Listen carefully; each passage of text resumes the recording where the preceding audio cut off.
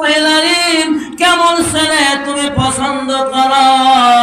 মেয়েটা বলেন নবী গো, যেই ছেলের ভিতরে 3টি গুণ থাকবে, 3 গুণওয়ালা যুবক পাইলে তাকে বিয়ে করব। আল্লাহর নবী কয় মহিলা গুণগুলো কি আমাকে জানায় দাও।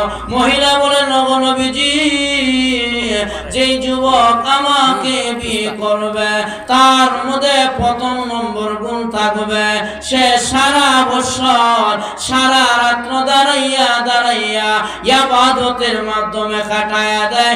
এমন ইবাদত করলে ওয়ালা যুবক পাইলে তার কাছে বিয়া বলবো। আমি জিজ্ঞাসা করতে চাই, সারা বছর প্রতিদিন রাতের বেলা ইবাদতের মাধ্যমে কাটায়া দেয় কয়জন আছেন? কয়জন? আল্লাহ